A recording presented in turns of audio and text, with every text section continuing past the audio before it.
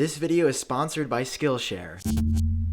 What's going on, guys? This is Sam. I hope all of you are doing super great today. I want to kick off the new year by showing you what's on my iPhone, specifically my iPhone XS. I got this back on launch day in September of 2018. It's been a really good phone. I've had a really good experience, and the number one question I always get about it is what case I use. It's a round shield case. I've worked with them in the past, so full disclosure there, but I really like their cases, and I'll leave a link to where you can get this case down below. The very first non-first party app that I want to show you on my phone is called Dark Sky, and it's a weather application. One of the best features here is it basically gives you down to the minute notifications if it's about to rain in your area, so you need to know if you need a jacket outside or if you're going to be expecting rain on your daily commute.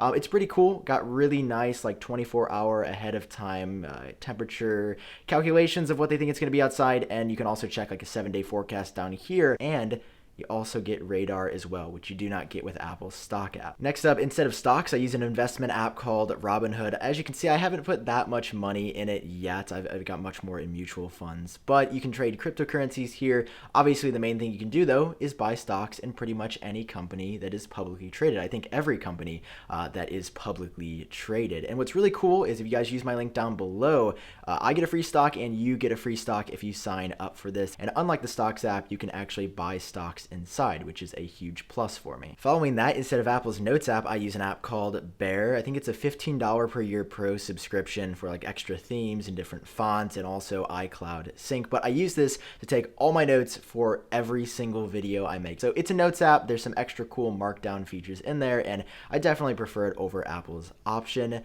Down here is Tweetbot, an app. This has probably been on every Find My iPhone video ever. Like, I've just been using Tweetbot forever, I think since 2013. It has iCloud sync, which is one of my favorite features. Basically, if I leave off here on my timeline on my iPhone on Twitter, I can go on my Mac with Tweetbot for Mac and pick up exactly where I left off.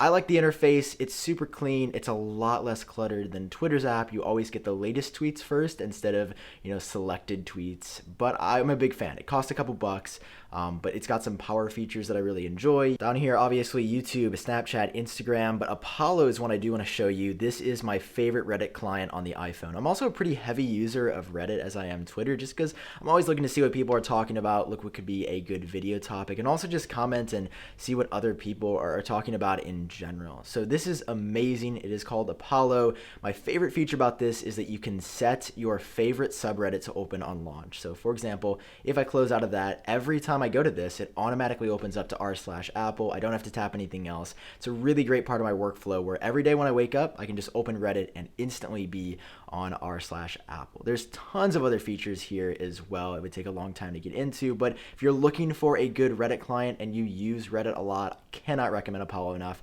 Super well made and super well supported. Now moving on to the second page of apps. First up here is Skillshare, who sponsored today's video. It's an online learning community for creators with over 25,000 classes in business, design, and pretty much anything else. With the premium membership, you get unlimited access to any of the courses on the platform. Like I said, over 25,000. So you can join the ones that are just right for you, and you can hit those New Year's goals. It's something that I've always struggled with. So I've been taking this super cool guitar course right here that has helped me learn so much, like more than I ever thought I could accomplish on my own in just a couple of months. And I have Skillshare to thank for that. Right now, there are already over 7 million creators learning with Skillshare. And for the first 500 of you, if you use my link down below, you can get 2 months for free. It's an insanely good deal. Go ahead and check it out. I guarantee you'll be surprised with all the good stuff you can find on here. I've got a bunch of Apple-ish apps up here, but starting off with YouTube Studio, that is a third-party app that allows me to track my revenue on YouTube, my views, my subscribers. Incredibly useful tool that you could not ignore in 2019 now. 1Password is an online password manager. Also had a relationship with them, but I genuinely, again, love their product and I just keep using it. Sonos allows me to control wireless high-fidelity speakers in my home. They're a pretty big brand now. I hopped on the train really early on, and I've been super happy. Google Docs. Deliveries is one you may not have heard of. One of the questions that I always have is, when is my package coming? And I feel like I'm always going to different sites and portals just to see when it's going to show up. This allows me to organize everything here. There's also a Mac app, so it syncs between here on my iPhone and also on my Mac, so it's super great. I can see now that's coming today, that's coming in 4 days.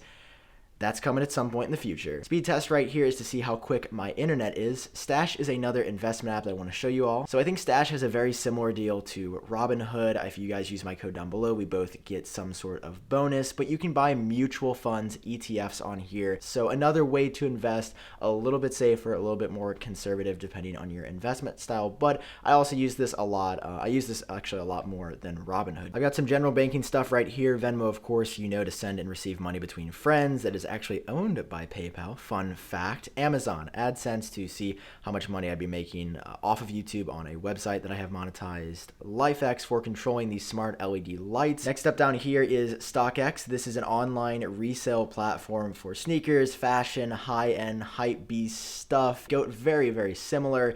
GOAT has owned these sneakers. I found that the prices on here are a little bit more than StockX, 9 times out of 10. After those two, I've got Google Sheets right there, and then YT Count is actually super cool. You can track any YouTuber in the world, see how many subscribers they're getting, see how many views they're getting. I track a lot of people just to see if they're coming up on a big benchmark, say congratulations, tell them they're doing a great job.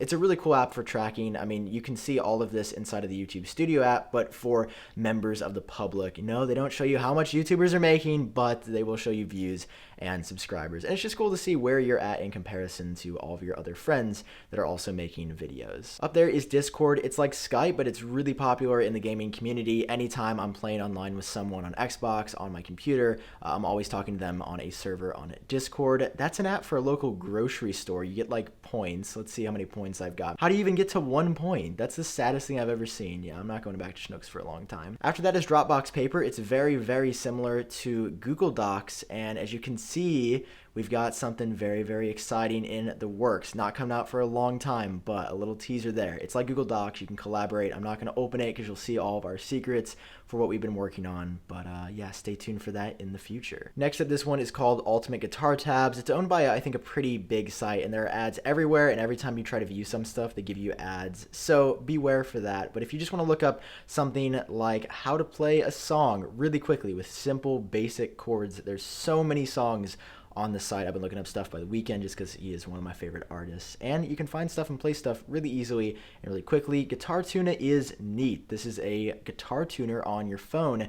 So it's already, I think, trying to guess my vocal range, which apparently is an A. So yeah, unless you play guitar, you're really never going to need this. But if you just want to see what vocal range you're at, apparently you can do that too. But really good app for tuning your guitar. MyQ allows me to open my garage door at my parents' house back home. So that's really cool. We have a smart garage door, and you can open it and close it from your phone. And there's also an Apple Watch app, which is super dope. Dropbox for storing files online. Amazon Seller for selling things on Amazon. Google Drive right there for also storing stuff. Following that is Fight Club 5. This is a D&D Dungeons and Dragons tracking character app for your phones. You can carry all your stats with you. I've played D&D twice in my life. I don't love it yet. I know it's fun. I know a lot of people are into it. I just don't know if it's my thing as of right now, but I tried it out and it was fun. And Fight Club 5 is actually a really well-made app. I'm always amazed at how well-made some of these niche apps are. Geekbench 4, of course, to track my phone's stats, see how fast the CPU is. I use it all the time in iOS update videos. This is all crypto stuff. They're not exactly doing too hot right now. I'm still holding on though.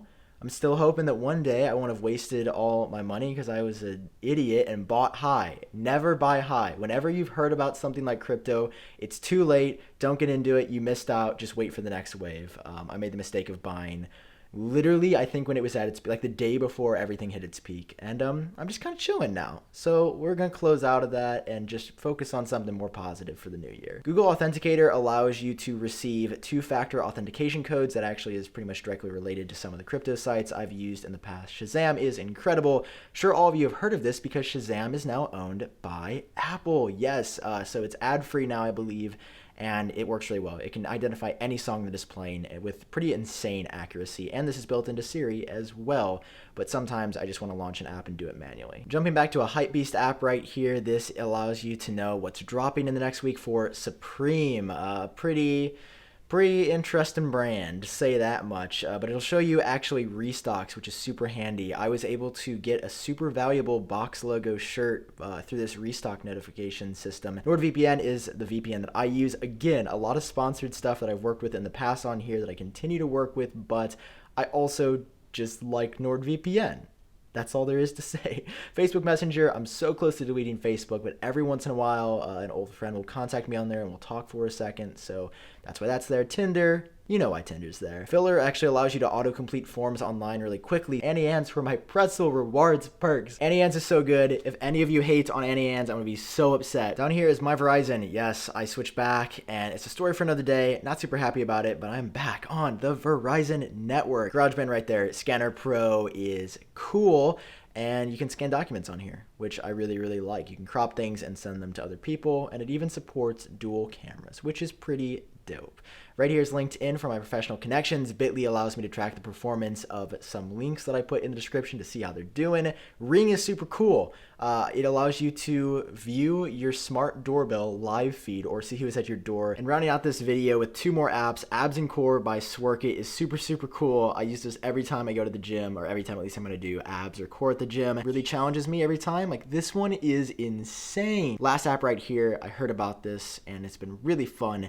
It is called Ping Pong. I am Ping Pong King. Gotta get that name right. Such a random cool name, but it's literally a ping pong game.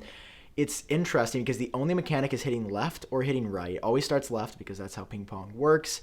And then you have to win so many points. So there I just missed it and lost a point.